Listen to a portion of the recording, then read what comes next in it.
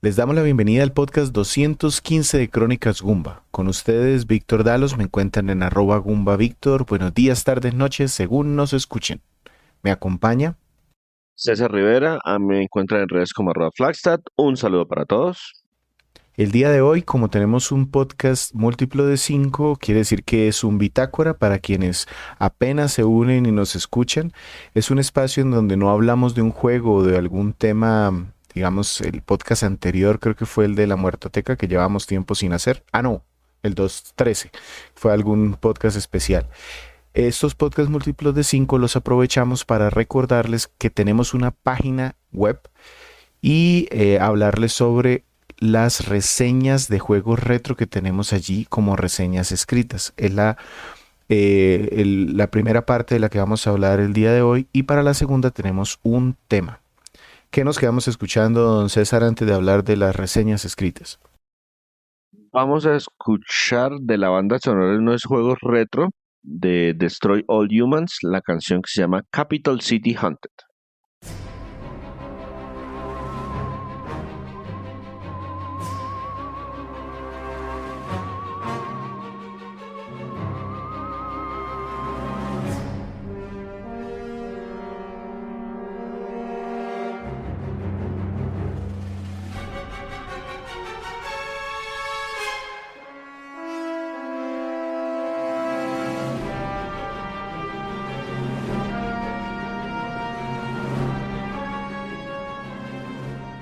Como les había adelantado, hoy vamos a hablar de, primero, 5 reseñas de juegos retro que tenemos en nuestra página. Son reseñas escritas que encuentran en www.cronicasgumba.com.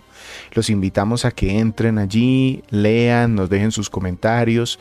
Nos sirve mucho para que la página pues tenga algo de circulación, y allí también pueden encontrar nuestros podcasts que pueden escuchar en la mayoría de plataformas de podcast.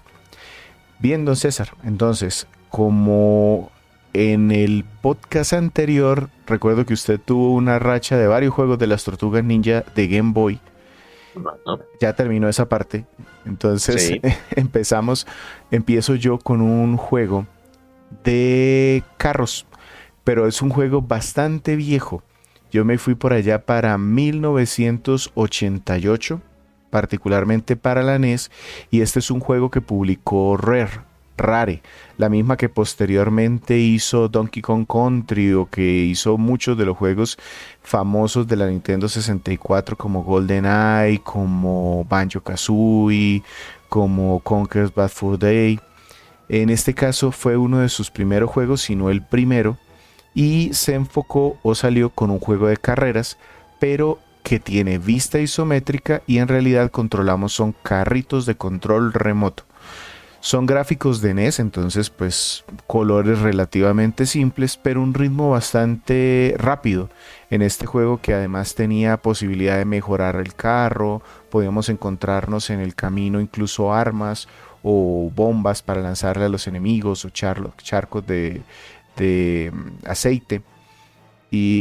Pues si bien la música no cambia mucho, los aspectos técnicos fueron como tan bien pulidos que este juego se ganó un espacio, y normalmente lo van a ver como los mejores juegos de conducción o de carreras para la NES, para la Nintendo original.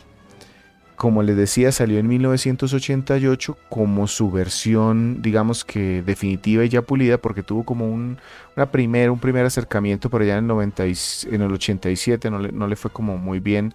Lo intentaron en computadoras, y posteriormente sacaron ports de este juego para Sega Genesis, para Game Boy. Salió en arcade. Este juego tenía también una maquinita, y salió una secuela que lo que hacía era que mejoraba un poquito los aspectos técnicos también en la NES, complementaba y variaba un poquito las carreras, porque este juego, una vez terminábamos todas las pistas, lo único que quedaba era volver a empezar. Entonces tomaba nuestro carrito y volvíamos a empezar. Es un juego que es bastante común incluso para encontrar, no es muy costoso. Está dentro de esta colección de juegos de Rare, por si acaso les interesa, y también está en el Nintendo Switch Online. De hecho, yo traje la reseña escrita precisamente porque lo lanzaron por esas épocas cuando se escribió esta reseña en el servicio de suscripción de Nintendo Switch y me lo recordó. Yo a este juego le dediqué mucho tiempo. Entonces este es RC Pro-Am. RC es por Remote Control y es un jueguito en donde competimos contra otros carritos controlados por la máquina en vista isométrica, bastante divertido. Entonces me corresponde a mí el segundo juego. Este fue un juego de arcade que se llama Mercs, que no fue tan popular como el juego del cual es secuela y en parte de eso contribuyó por el cambio de nombre.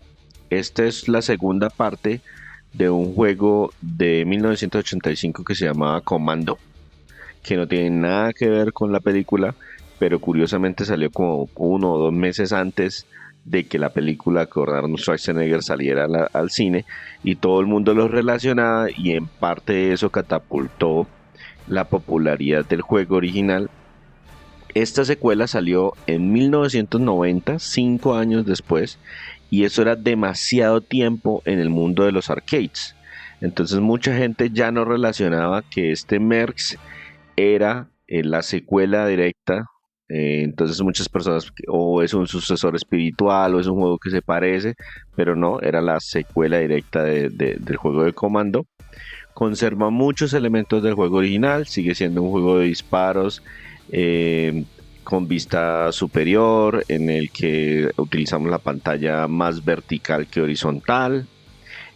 Tenemos movimiento con el control y 2 botones, uno para ataque y otro para utilizar poderes especiales.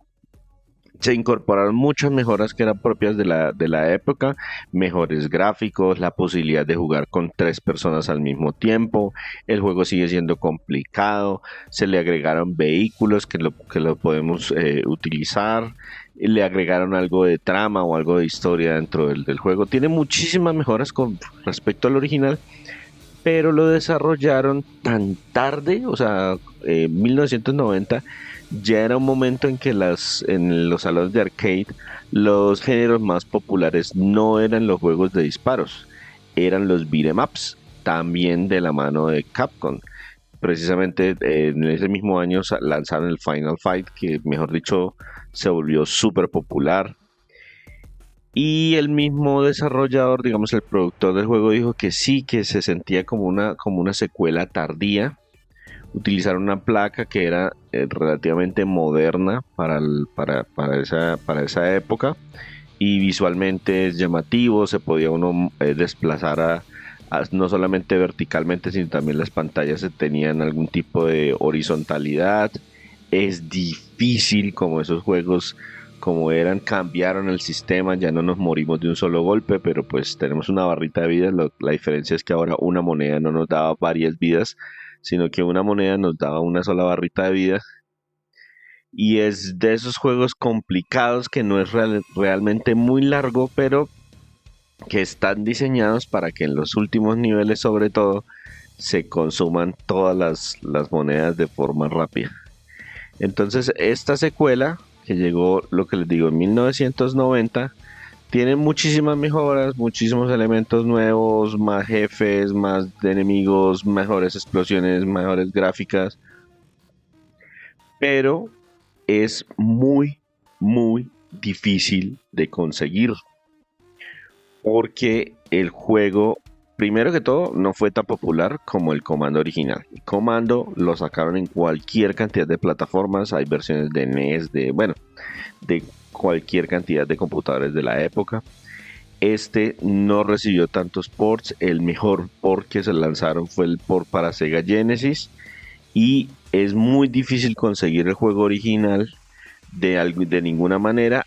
Apareció un par de veces en algunas compilaciones de esas que salieron como para PlayStation 2, pero no es para nada sencillo de conseguir, no es fácil de jugar. Son de esos juegos que de pronto valdría la pena que Capcom sacara otra compilaciones como las que sacó de juegos de pelea y juegos de beat'em up, y que hiciera otra nueva compilación un poquito más moderna con algunos de estos juegos más de acción pura, y porque es bien complicado de conseguir, pero vale la pena gastarle unas moneditas a este Mercs. Bien, yo me quedo en los arcades, pero en esta ocasión precisamente trayendo algo de este podcast que les comentaba de la muertoteca de Visco que hicimos en el 213, uno de estos juegos precisamente desarrollado por esta compañía japonesa que se especializó en arcades. El juego se llama Flip Shot, aunque en algunos stickers se ve Battle Flip Shot, pero si lo buscan normalmente es sin ese Battle ahí al principio. Un juego que se lanzó en 1998 exclusivamente para arcades y tiene una particularidad, como la mayoría de juegos de Visco, es que se basa en la jugabilidad de otros juegos ya existentes, pero le aplica su toque. En esta ocasión, la inspiración es Punk, el juego clásico de Atari, de estos de dos paletas. Bueno, tenis de a dos. Que solamente eran dos paleticas y hacer rebotar un píxel, en este caso es una esfera en la pantalla. El juego aquí lo volvieron como un juego de deportes, también trajo algo de inspiración de Windjammers, un juego de frisbee, porque en lugar de tener dos paleticas tenemos dos jugadores que tienen un escudo y con el escudo es que repelen la bolita para tratar de destruir unos objetivos, unos blancos que hay en el campo contrario, en el fondo. El objetivo es ese, destruir todos los objetivos y que la pelotica salga por el lado del contrario para ganar puntos. Es un juego entretenido, como tan entretenido es el Punk, aunque aquí tiene algo más de efectos, entonces hay un botón para un movimiento especial que es diferente para cada uno de los personajes que tenemos, son poquiticos a seleccionar, son 6 al principio. El juego tuvo un buen reconocimiento porque es de estos juegos fáciles de entender. Entonces yo por ejemplo pude jugar en mi casa una recopilación que sacó Visco precisamente en el 2023. Entonces pude ponerle un momento, jugar una partida que es muy rápida, es divertida y ya pasamos a otra cosa. Tuvo una secuela un par de años después, pero le cambiaron el nombre, le pusieron Bang Busters, no sé por qué le cambiaron el nombre, pero son los mismos personajes, la misma jugabilidad, solo le mejoraron algunas cosas, detallitos gráficos, los movimientos, nada mucho mejor, más que eso. Este juego también era imposible de conseguir antes del 2023, por lo que les decía, solo estuvo en arcades y no tuvo ports a ningún otro tipo de consola. Pero con el tema de la compra de los derechos por parte de Pixel Heart a Visco, lograron sacar una compilación de varios de estos juegos. Vayan y escuchen ese podcast, vayan a escuchar el 213 para que sepan exactamente de qué les estamos hablando. Correcto. Entonces aquí lograron sacar una compilación y allí lo pueden probar. Como les digo, es un buen juego para dedicarle unos minutos. De pronto no es la gran maravilla, pero es bastante divertido. Se llama Battle Flip Shot y es algo de Pong con un poquito de deportes. Listo. Mi segundo juego, y el último del día de hoy para mí, es un título que se lanzó por allá en el 2005 para PlayStation 2 y Xbox. Yo lo vine a jugar muchos años después en una reedición que hicieron para PlayStation 4. El juego se llama Destroy All Humans y esencialmente nos invierten los papeles de un juego normal en el que somos los humanos tratando de tener una invasión. No, aquí somos el extraterrestre invadiendo la Tierra. Entonces es un concepto muy interesante, muy humorístico. El juego fue desarrollado por Pandemic Studios, un grupo de desarrollo que tenía muy buena experiencia con las plataformas, que había sacado juegos muy interesantes. Le propusieron la idea a THQ y THQ dijo: sí, confiamos en ustedes, háganle. Entonces aquí controlamos a un personaje, a una alienígena, Crisporidium 137, que está en búsqueda de la versión 136. Y están invadiendo la Tierra esencialmente porque en el ADN de los humanos hay una fuerte mezcla y como una base de ese ADN extraterrestre, y ellos lo necesitan porque los clones que ellos utilizan para mantenerse vivos por siempre se están deteriorando. Entonces está ambientado en los años 50, en el 59, en pleno apogeo de la Guerra Fría, del el gobierno controlando todos los medios de comunicación, del tema de espionaje, entonces se burlan mucho de esos elementos de que, hey, pasa esto. Ah, no, hubo una explosión. No, no, no. Eso fueron globos aerostáticos que salieron de algún lado. No, que vimos un extraterrestre. No, no, no. Esos son comunistas que vienen a invadirnos, que no sé qué. Entonces toda esa paranoia de los años 50 la mezclan dentro del juego, tiene bastante humor. Nuestro personaje pues lo controlamos de dos maneras, como personaje en tercera persona, con diferentes armas bastante destructivas. Tiene elementos, digamos que en cada área tiene una misión principal y después nos abren el mundo como si fuera un mini mundo abierto para hacer unas misiones secundarias y ganar ADN, y con eso compramos como que nuestra siguiente misión. Y también existe la posibilidad de meter a nuestro personaje en la nave espacial, y con la nave espacial podemos destruir un montón de cosas, tiene un montón de elementos destructibles dentro del escenario. Es una estructura bastante interesante, es una lástima que las misiones secundarias sean como muy repetitivas, pero me gustó bastante ese tema del humor y la misión principal y que en esta ocasión soy el malo. El juego le sacó bastante provecho a las consolas de su momento, PlayStation 2 y Xbox, y le vendió lo suficientemente bien como para que lanzara una secuela. De pronto, si me la consigo, les hablo de esa segunda entrega. Y en cuanto a formas de jugarlo, pues como les digo que vendió bien, es relativamente sencillo conseguir el juego original, pero también se reeditó de forma digital para PlayStation 4 con una versión remasterizada, y posteriormente THQ Nordic, que son ahora los dueños de todas las licencias de THQ, lanzaron una versión, es un remake, se llama Destroy All Humans Remake, que cambió muchísimas cosas del juego original. Actualizaron los gráficos, los controles, las misiones secundarias, toda la parte visual, auditiva. Lo único que dejaron fueron los diálogos originales. Incluso reconstruyeron una misión que se había quedado por fuera del juego original. Y esa de pronto sería la mejor forma de probar el juego, porque se siente mucho más moderno sin perder la esencia del original y salió a un precio reducido. Entonces ese sería Destroy All Humans para PlayStation 2.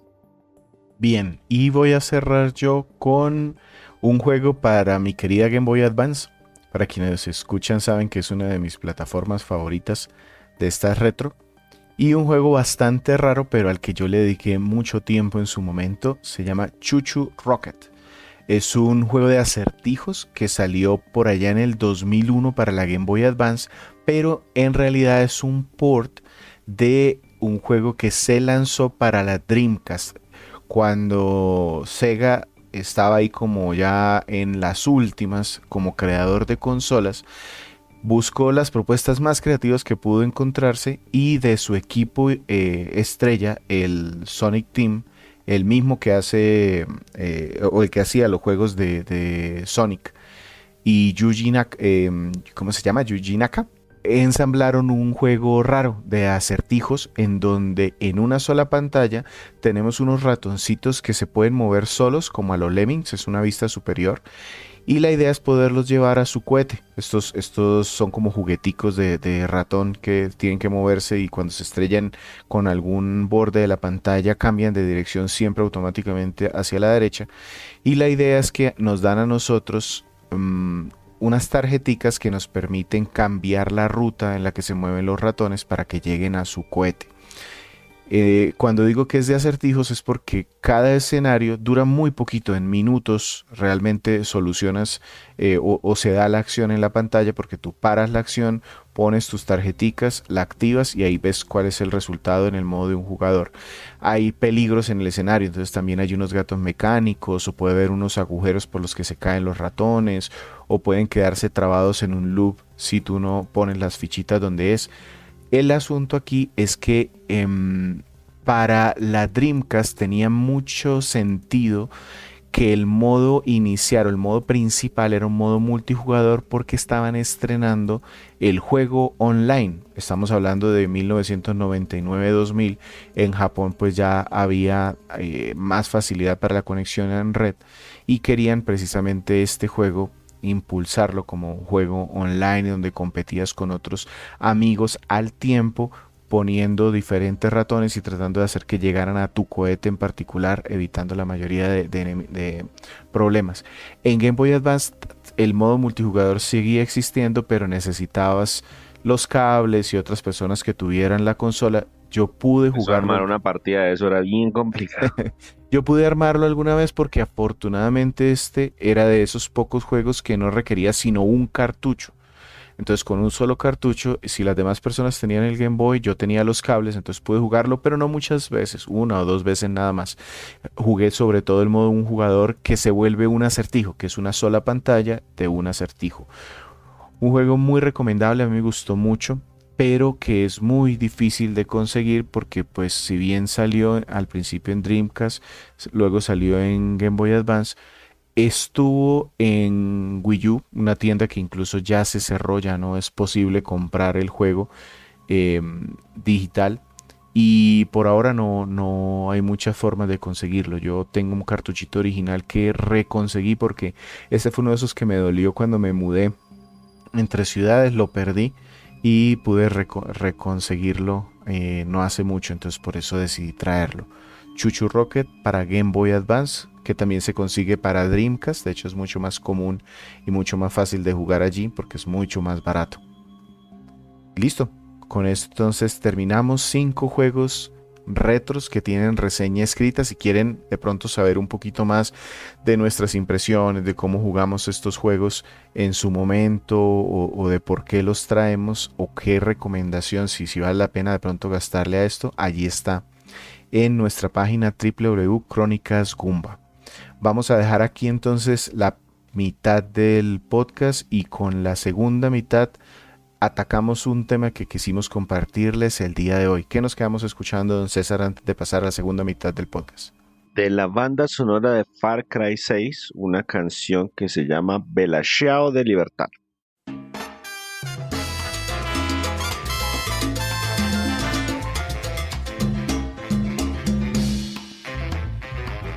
He despertado, encadenado. Oh, vela, chao, chao, chao, chao, la tierra mía. Me la han robado y han incendiado mi país. Abran sus ojos, hay un tirano. Este podcast y otros 400 o más episodios antes de este los encuentran en su gestor de podcast favorito, Google Podcast, iVoox, iTunes, Spotify, Deezer, las FM, mejor dicho. Póngale, búsquenos Crónicas Gumba, así todo una sola palabra pegadito, el Gumba Goomba, así como nos ven ahí en donde nos estén escuchando en este momento, y ahí se pueden suscribir, darle like para que les lleguen las notificaciones de cuando publicamos episodios, que entre otras cosas son todas las semanas. Listo. Y ya llevamos más de 10 años en esto, entonces van a tener contenido si quieren buscar. Hoy precisamente esta mitad del podcast Bitácora es una oportunidad que tenemos nosotros para salirnos de juegos particulares, de extendernos en esto hoy e invitarlos a que escuchen de pronto podcasts anteriores que están por allí, pero unidos por una temática en particular. ¿Cuál fue la temática que seleccionamos en esta ocasión, don César? Seleccionamos juegos con relleno. Y no solamente con relleno, sino con demasiado relleno. Que y ya nos llaman la atención a nosotros o que ponen alguna alerta porque se nota que este juego se esforzaron por poner relleno. ¿Qué es relleno en un videojuego? Cosas que si se las quitamos de pronto nos sobran. Sí, y es una tendencia que se está dando mucho actualmente por varios motivos. Primero, por el precio de los juegos. Y que una persona tenga que gastar 70, 60 dólares en un producto de lanzamiento y después descubra que solamente puede disfrutar el juego, hay 30 horas de contenido dentro del juego, muchas personas resienten ese número, esa cifra de horas que se van a gastar el juego. Entonces, ¿qué han optado las empresas? Pues las empresas agregan contenido. El problema es que ese contenido no siempre es de calidad, no le aporta la historia, son repetición de misiones o de actividades una y otra vez para hacer el producto más largo, pero no necesariamente de mayor calidad.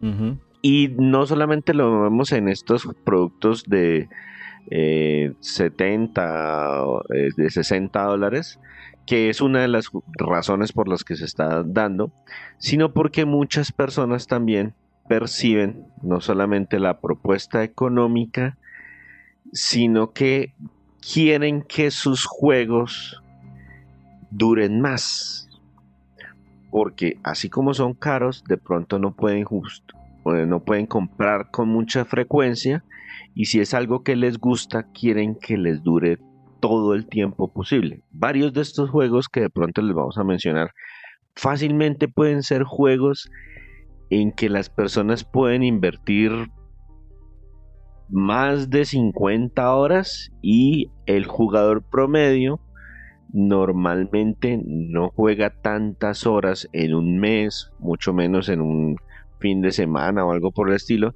Entonces esa inversión les dura bastantes semanas, algunas veces meses, incluso algunos son años.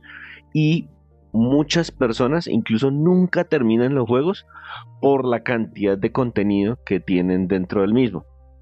Entonces, no sé cómo jugará Víctor, pero yo, por ejemplo, trato de hacer todo lo posible antes de terminarme el juego, porque una vez que termino el juego es muy poco probable que haga las cosas adicionales, porque pues ya terminé el juego. Y cuando ya terminé el juego, mi cerebro dice, no, debo pasar al siguiente porque hay que preparar contenido para la página, hay que preparar contenido para el podcast, no me puedo quedar aquí haciendo N mil misiones secundarias. Entonces yo trato la mayor cantidad de cosas posibles, hacerlas antes de terminar el juego.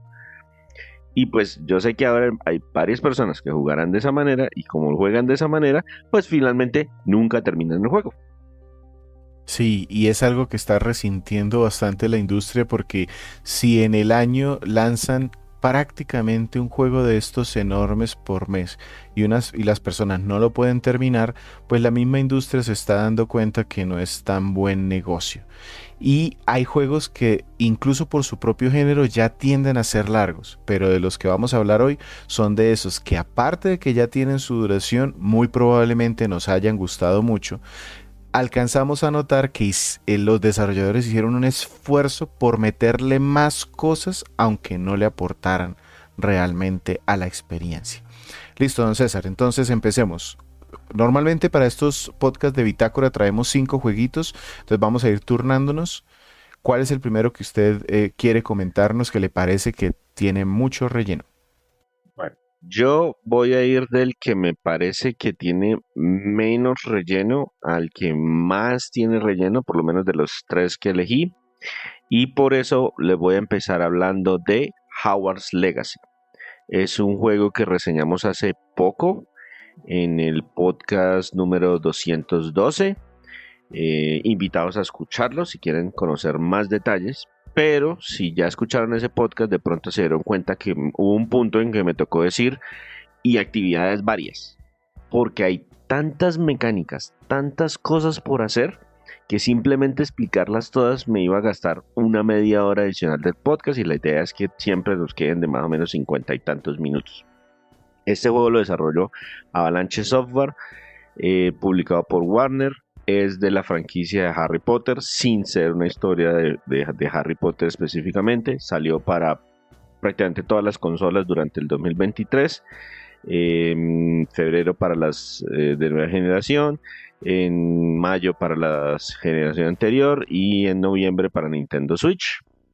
Y es un juego que es muy rico en cuanto a las cosas que hay que hacer, pero que me parece que se les fue la mano, porque ya le metieron tantas cosas que no son realmente útiles, Y entonces yo, por ejemplo, puedo capturar criaturas mágicas. ¿Y para qué sirve para capturar las criaturas mágicas? No, para meterlas en un vivario. ¿Y para qué? No, pues si usted les da de comer y juega con ellas, le dan recursos. Y esos recursos son para hacer el sistema de crafting. Pero adicional a eso, el sistema de crafting también necesita hierbas. Entonces hay que colocarle el herbolarios. Además de eso hay cofres. Además de eso hay cuevas repartidas por todas partes. Los ítems se generan de manera aleatoria. Hay carreras de escobas que son tres y la verdad no afectan absolutamente nada. Hay una sala gigantesca en la que yo puedo poner diferentes armarios, alfombras, cuadros, maquillarla como yo quiera, muebles y todo eso. ¿De qué me importa? No, nada, para que usted tenga su cuadro. Entonces es como le agregaron muchísimas cosas como para darle gusto al fan de la franquicia, al que quiere hacer todo eso, pero entonces en muchos aspectos ya se siente relleno. Y yo lo Ujú. mido de esta manera. El juego son más o menos entre 26 y 30 horas para terminar la historia, pero si usted quiere hacerlo todo, y todo no necesariamente implica conocer todas las, maquillar la sala, ni conseguir todos los animalitos, ni nada, hacer todo lo que requiere el juego para sacar el platino son más o menos 70 horas. Estamos hablando más del doble de tiempo. Y hay elementos que sí son útiles aquí y allá, pero hay elementos que definitivamente dije, no, o sea, me están haciendo pasear porque quieren hacerme gastar el tiempo. Hay un fragmento del mapa que fácilmente podrían haberlo cortado, y yo no hubiera sentido que le habría faltado contenido al juego, que le hacía falta contenido al juego. Es un pedazo del mapa que uno lo explora prácticamente al final del juego, porque allá le mandan unas misiones adicionales, pero también les da la excusa para poner pueblitos y hojitas y mapitas y retos de Merlín y hojas de no sé qué y unas carreras y bueno, hay muchísimo contenido y ya me parece que se les fue la mano en el relleno, pero lo nombro como mi primera opción como el primer juego que se Fue me el que parece. le pareció menos grave, pues. Exactamente, porque por lo menos son actividades diferentes. Entonces es muchas actividades diferentes, se les fue la mano en la cantidad, pero por lo menos hay un buen nivel de variedad, hay bastantes cosas diferentes para hacer. Entonces, por ejemplo, los retos de Merlín, a mí me encantaron los retos de Merlín, porque a veces había que empujar un objeto, a veces había que destruir unas cosas, a veces que había que buscar unas lucecitas, pero se les fue la mano porque son 95 retos de Merlín. Entonces, oye, no, o sea, esa misma variedad que agregaron dentro de los retos, ustedes me hubieran puesto la mitad de los retos de Merlín, hubiera quedado genial. La otra mitad, completamente sobra. Pero pues, si ustedes de los que les gusta buscar trofeos, hay que hacerlos todos. Y no, ya, se pasaron, ya. O sea, demasiados. Y hago aquí un énfasis en que no estamos diciendo que sea un mal juego. César está diciendo a él le gustaron una parte incluso de ese relleno le gustó, pero cuando ya empieza a abrumarlo, sí empieza a pesar. ¿Y por qué hago también yo esta anotación? Porque el juego del que yo voy a hablar es uno de mis juegos favoritos de carreras, Forza Horizon 5.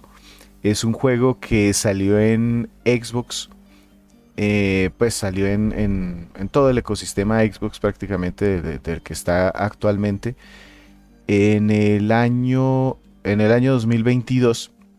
Y el tema es que como juego, voy a irme más bien al contrario de como lo dijo don César. El juego para pasarlo, según sitios como How Long to Beat, dice que con unas 22 horas puedo pasarlo, pero solo con el contenido que trae el juego base, que eso es otro tema del que les voy a hablar ahora. Si ya quieres sacar todo, obtener todos los stickers, todos los logros que hay aquí, te puedes tardar más de 150 horas. Entonces fíjense que aquí yo ya lo multipliqué por un montón. ¿Y en dónde está todo ese contenido? Pues resulta que en este juego de carreras, que es más bien arcade, tenemos la posibilidad de diferentes líneas de carreras. Carreras en pista, carreras a campo abierto, misiones adicionales, trabajar como en un programa de televisión o en publicidad. Y al principio te permiten ver todas esas líneas de juego y luego te empiezan a salir cada vez más y más y más retos. Luego vamos cambiando de temporada en el año, que es invierno, que si verano, que si las estaciones, y te renuevan los retos.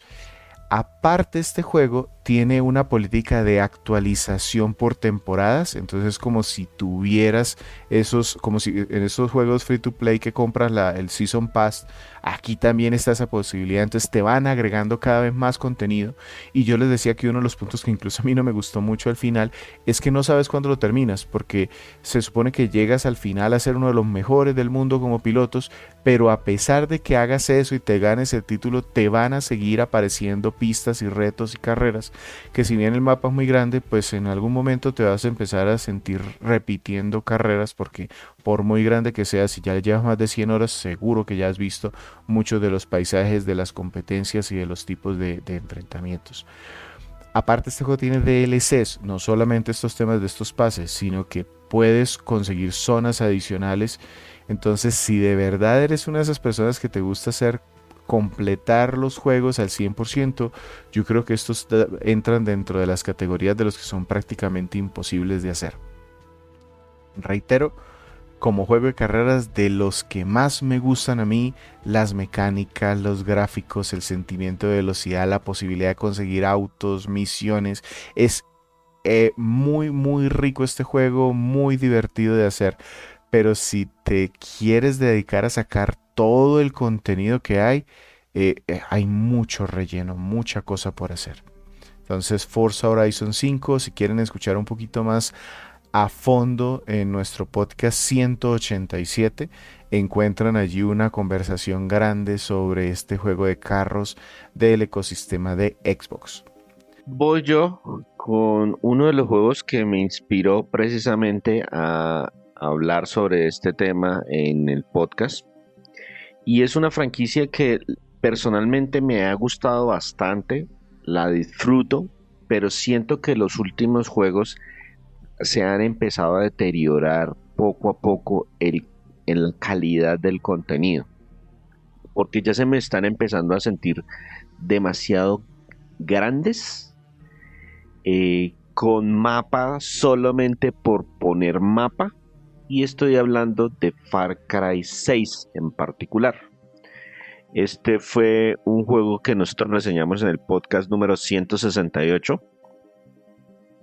Fue el primer juego que yo reseñé para PlayStation 5. El juego salió en octubre del 2021 para PlayStation 4, PlayStation 5, Xbox One, Xbox Series y PC. Es un juego desarrollado por Ubisoft, ve como 20 estudios diferentes de Ubisoft, porque ahora ellos tienen un estudio que es como que el que se encarga de las mecánicas principales y 3 o 4 apoyándoles en cosas particulares. Hay unos que se encargan de los vehículos, hay otros que se encargan de este tipo de misiones, hay otros que se encargan de este tipo de misiones, pero se me hace que se les están yendo las luces, porque están simplemente haciendo el mapa más y más grande, agregando contenido, pero no necesariamente agregando calidad. Y entonces, por ejemplo, para darles un ejemplo, este es un juego que si nos vamos por la historia principal, estamos hablando de unas 24 o 25 horas para terminarlo, pero para completarlo al 100% estamos hablando más o menos de unas 60-65 horas de juego en el juego base. Y también es un juego que tiene contenido descargable, que digamos que cambia un poquito, ajusta un poquito la fórmula, pero esencialmente sigue siendo lo mismo.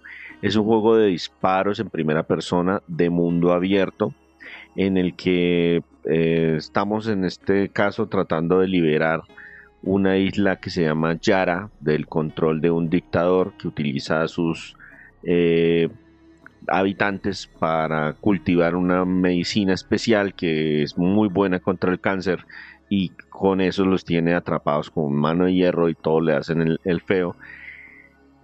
Y el juego es entretenido en el momento que tenemos que disparar, en el momento que vamos con las historias principales, pero se vuelve bastante tedioso por la gran cantidad de misiones repetidas que existen. Entonces, hay que liberar un área. Y entonces hay que liberar la misma área en diferentes partes del mapa, con diferentes combinaciones de enemigos, pero esencialmente estamos haciendo lo mismo, liberando el área.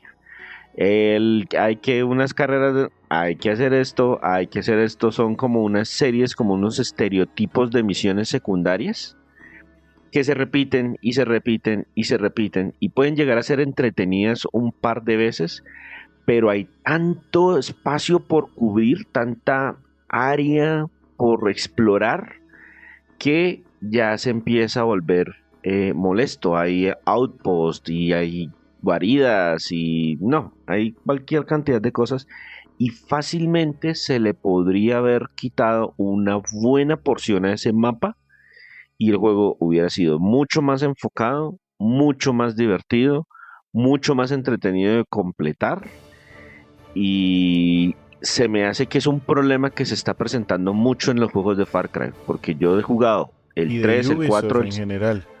sí, de Ubisoft en general.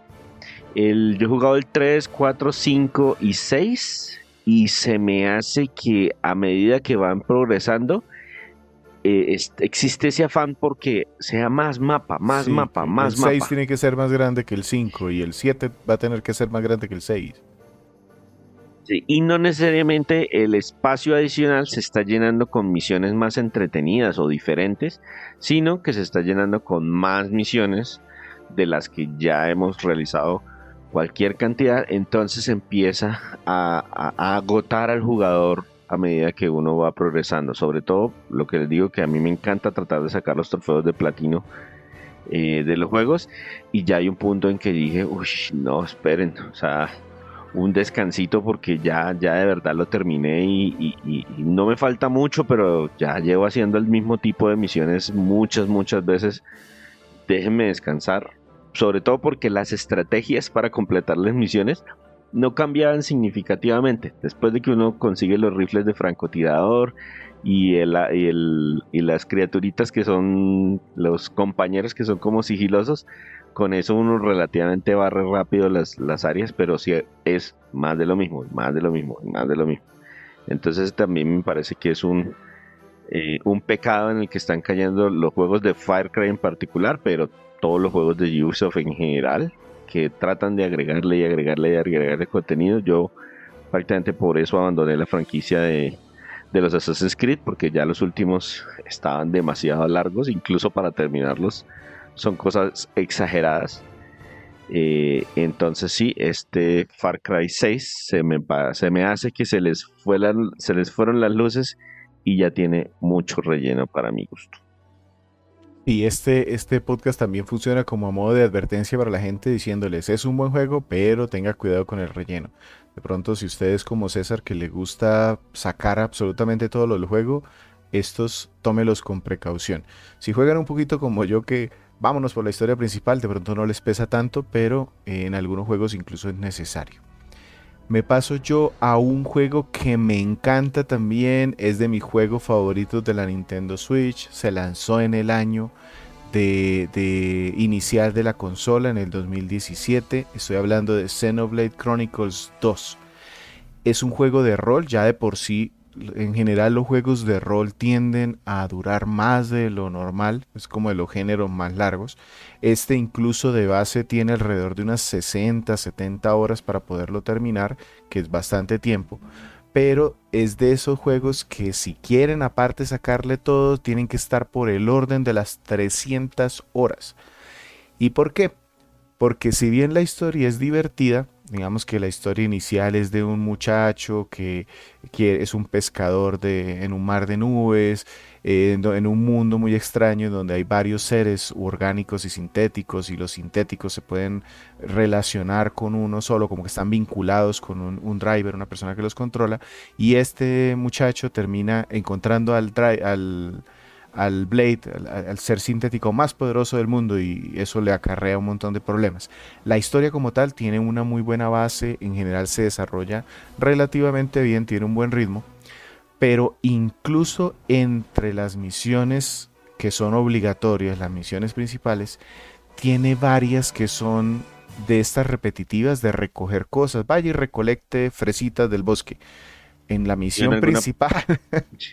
yo en alguna parte leí que era un juego muy entretenido que no respetaba el tiempo del jugador, pero no Correcto. supe exactamente por qué. Primero es por esto, porque tiene muchas misiones que se nota que son para alargar, como para obligarnos a ir a algunos sitios sin mucho más razón eh, de peso para la historia que ir allá.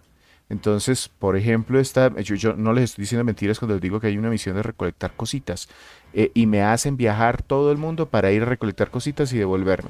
Y aparte porque tiene una mecánica en donde estos seres sintéticos se pueden obtener de manera aleatoria gastando unos cristales. Y ahí está el otro problema.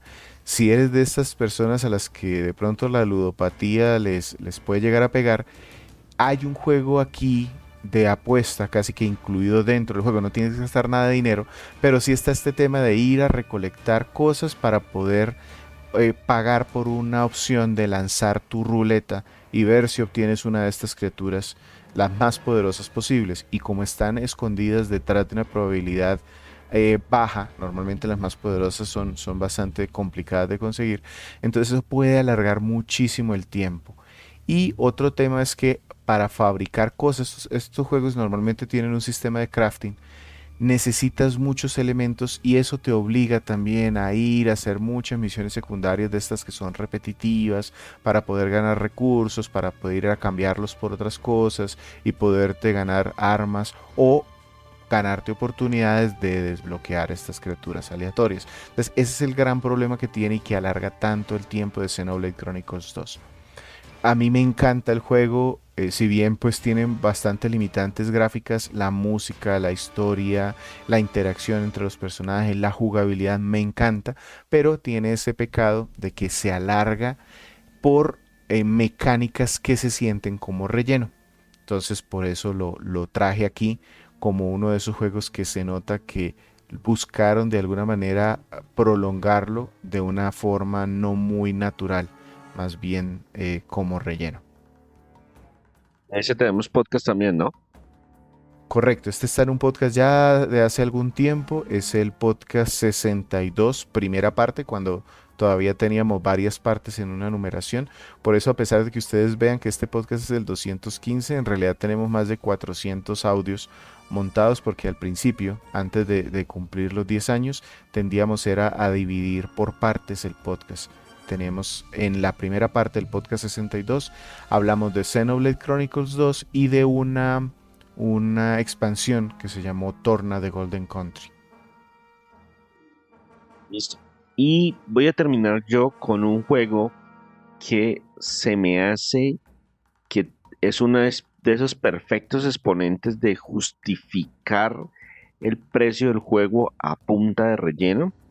Y es un juego en el que sí alcancé a colocar como puntos negativos la cantidad de coleccionables y lo repetitivo de las misiones que hay que de las misiones secundarias que hay que completar.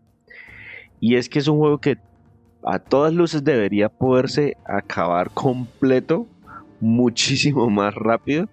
Y definitivamente es una pesadilla para a los que nos gusta tratar de conseguir el 100% de las cosas.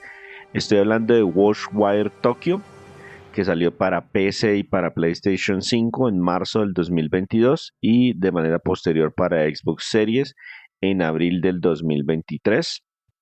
Este juego lo reseñamos en el podcast número 198 y es un título de acción en primera persona en el que disparamos con las manos como algún tipo como de energía mística y para derrotar unas criaturas, unos visitantes de otro plano existencial que funcionan como espíritus o fantasmas. Es muy llamativo el concepto.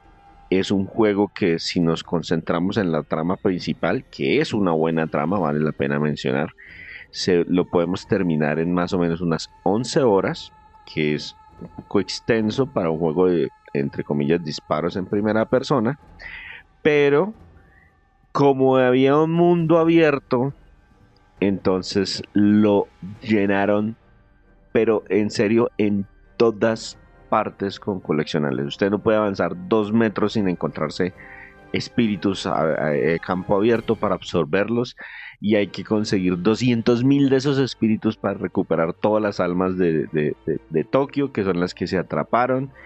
Es de verdad una pesadilla en cuanto a la cantidad de coleccionables y cosas que hay por todo el mundo. Es un juego que, si usted lo quiere sacar al 100%, estamos hablando más o menos de unas 45 horas, entonces hagan los cálculos, son 4 veces lo que se demora uno en la historia principal. Como no hay tanta variedad de enemigos, se empiezan a repetir una y otra vez, porque hay que volver a navegar y volver a buscar en otras partes, y a medida que mejoramos nuestro personaje tenemos que regresarnos y visitar todas las azoteas, porque en absolutamente todas las azoteas hay unos espíritus de estos que están atrapados y que tenemos que utilizar unos cartoncitos como unos talismanes de papel para absorber esa energía mística. Y además de eso, en todas partes hay objetos perdidos, y adicionalmente, no, hay de verdad cualquier cantidad, al punto que en este juego en particular, Ghostwire Tokyo, me alcanzó a molestar, lo alcancé a poner como puntos negativos del juego. Fácilmente pudieron haber mantenido el tamaño del mapa, que el mapa no se siente que sea demasiado grande porque se recorre relativamente rápido, pero bajándole significativamente el número de misiones secundarias, que casi siempre son hacer exactamente lo mismo en todos los casos, y el número de coleccionables, de verdad se hubiera sentido un mejor juego. Entonces para mí, por eso lo dejé para el final, es de los que de verdad siento que le metieron un montón de cosas dentro del juego solamente para extender su duración y justificar los $70 por los cuales salió. Y ahora, como es Tango Softworks, es parte de Bethesda, y Bethesda fue comprado por Microsoft, es un juego que está disponible en Xbox Game Pass y debería nunca salir de ese servicio, porque pues es contenido directamente de la empresa, y más personas deberían darle la oportunidad a la trama principal del juego, porque de verdad es muy muy entretenido, pero se lo tiraron con toda esa repetidera. Si ustedes leen, no solamente van y escuchan nuestro podcast 198 donde yo me quejo, sino leen la opinión de muchas otras personas, van a leer en casi todas la misma. Es un juego entretenido que le metieron tanto relleno que se volvió fastidioso. Listo. Con esto les hablamos de 5 juegos que, si escucharon, ninguno de estos realmente nos molestó. De pronto el último, dice César, que sí le parece que Oye, es que ya se pasaron. justificaron el precio solo por darle una duración adicional. Pero en general, juegos que se pueden disfrutar, pero que de pronto los desarrolladores tomaron una decisión que no fue la mejor al aumentar la duración sin realmente darnos más calidad.